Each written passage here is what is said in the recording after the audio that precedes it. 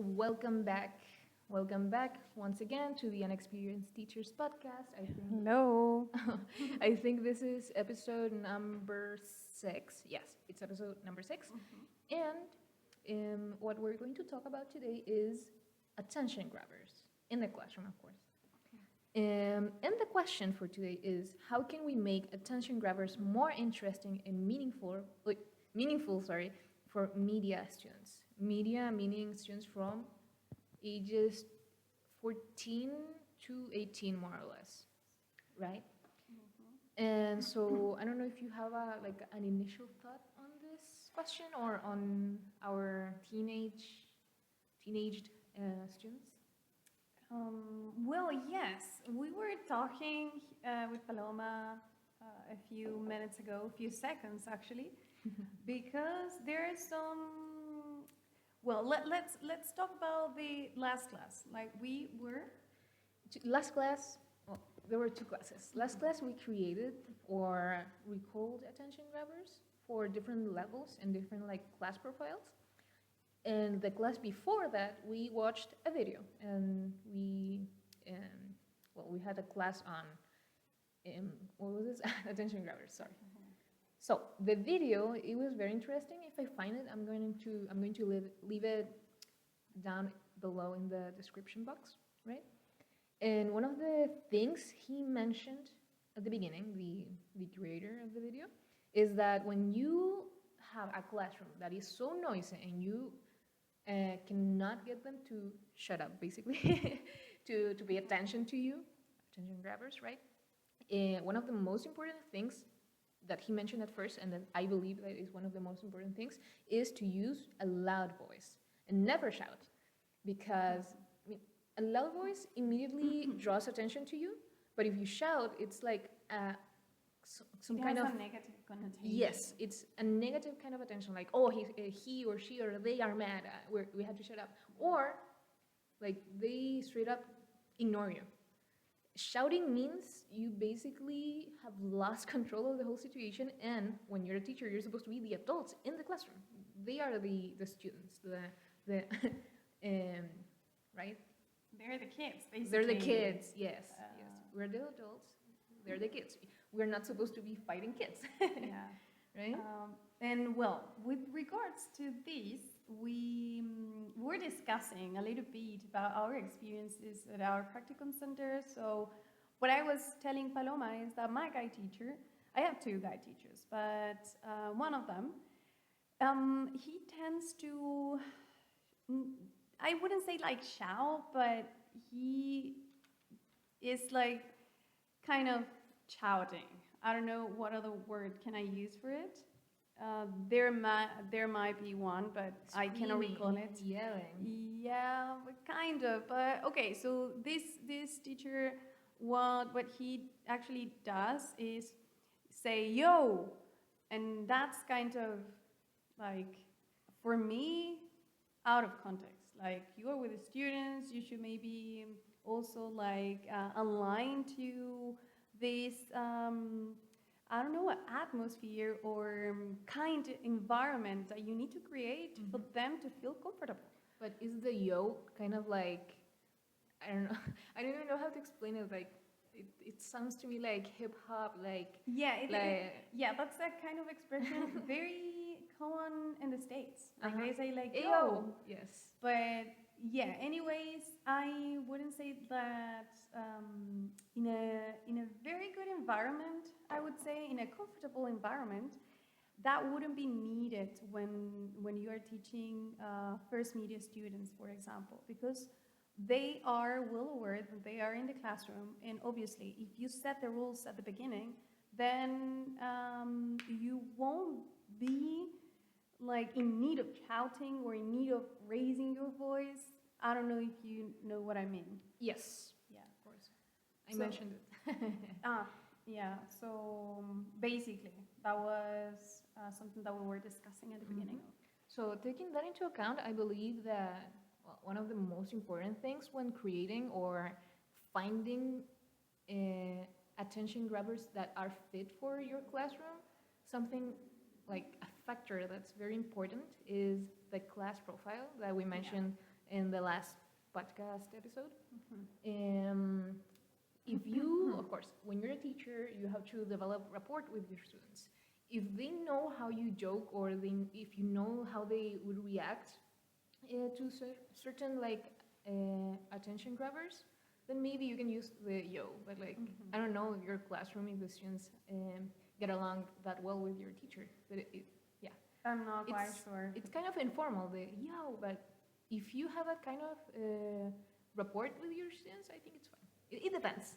So what I'm trying to say, it depends on the class profile. Yeah. But it's pretty informal, but like you can also joke with your students. So I think it depends. Yeah. Yeah, well, probably we will talk about that on another podcast, maybe, if it is possible, because there are some other things that we have to keep into consideration when we talk about this, with noisy classes Yeah. in general. So from the video, we took some notes, and here are some tips and also techniques to grab the students' attention. So firstly, use a loud voice, never shout, mention them by name, which is like, I don't know if confrontational, but it makes them feel more aware of like, oh, I'm the one that's kind of making a ruckus here. And then it says, earn trust by being gentle, of course. Yeah, well, we can talk about that now. Yeah.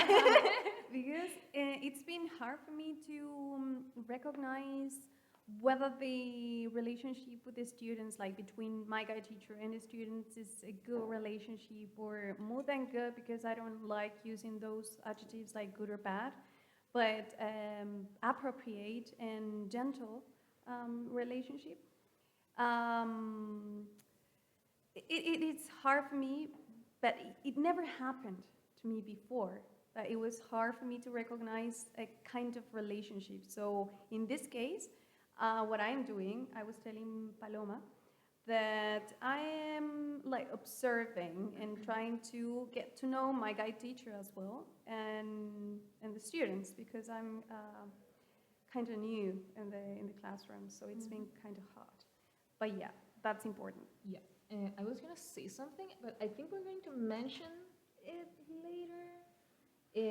Here it says when to use them. So I feel like you can use attention grabbers anytime the class like gets into like disarray, right? They're walking all over the place, or not in their seats, or not working, etc. Anytime they are not doing what you wanted to have them do.